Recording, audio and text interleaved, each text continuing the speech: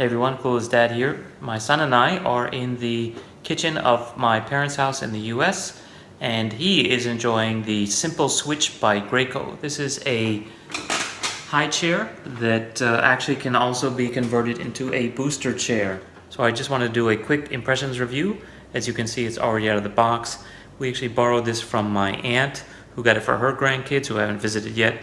So he's actually the first person to use it. So as you can see, it's all pretty durable plastic. The only metal are on these legs. One of the key features is that these legs are removable, and so is this step, and the base can be turned into a booster chair, like this. But while we're here, he's just using it as a regular high chair on its own legs. So overall, it's plastic and it's light, so it's pretty durable plastic. I think it'll hold up at least for a couple years. It's easy to clean, it's easy to move around, and the padding comes off, obviously, as you can imagine. Seatbelt is pretty nice. It's cheap and lightweight, but pretty solid. And the nice thing with this guy is it comes off pretty easy, and it only fits together one way. So you can even put it on with one hand if you had to, but you can't put it on the wrong way. And the other thing I like about this, which is something you don't really think about, but these straps are all long enough so that you can basically put them out of the way, so when the kid is out of the chair and you're about to put him in the chair, you can get everything set, drop him in place, and just snap everything together, even with one hand. So lightweight, not super fancy, but it definitely works. The back of the seat also reclines, so if you have a newborn or the kid wants to sleep, you can lay him back, and of course you want to keep the straps on, unlike I'm doing right now, for the sake of demonstration.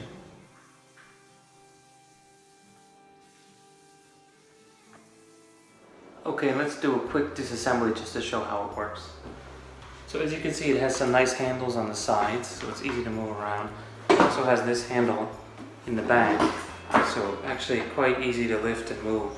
And the legs pop off really easily. You just push this button in, and you can yank it out, and you can see here there's a slot in the leg, which means that you can only fit it in the right way, where it sort of flails out at a 45-degree angle.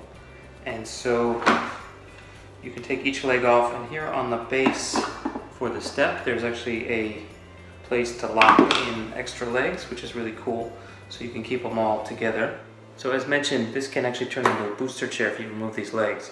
So the cool thing is there's this sliding panel in the bottom, so you cover up the hole where the leg goes in, and then you can actually reveal the strap. And this is the thing that's supposed to go around the back or legs of the chair that you're attaching to in order to lock it in. So there's one on this side, and if I remove this guy, take this one out, there's one here, and they match together. So pretty cool. That's good design. One other thing to note, it is made in China, both the seat and the seat cover. So keep that in mind. Okay, so last but not least, this thing goes for about $50 to $60 plus tax.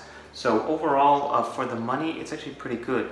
Compare this to my Trip Trap by Stokke, which costs, just the plastic piece I got for that thing, the cod piece thing, that thing costs $50. So you can get a whole high chair, it turns into a booster seat with reclining back, with the good straps, everything for 50 bucks. Can't really go wrong with that, can't complain too much. Other impressions, as I mentioned, design seems pretty good, pretty decent plastic, etc.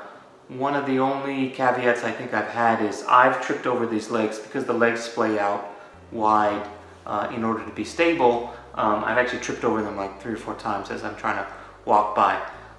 The other thing is be careful if you put this too close to your table, because for our little son, his feet were right about at the side of the table. On our kitchen table, the tray is above the table height, so we were actually able to get him really close.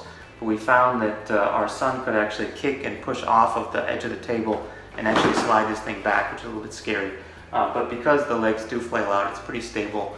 He's not going to be able to tip himself over, at least not at the size he is currently, but do be aware of it. So it's actually better to keep him away from anything that he could either reach and pull on or push off of his feet. So all in all, I think I give this guy a thumbs up for the price and the performance. It's pretty good. Compares pretty well against what you can get at IKEA at the same price, and definitely a much better value than some of these fancy wooden ones. Okay, that's it for today. If you have any questions, please give us a comment below, give us a thumbs up, and please consider subscribing. And see you next time on the Clueless Dad. And these pads get worn in. It won't be as tricky as I'm finding it right now on the first try. But see, I can already get it off easier, so not that bad.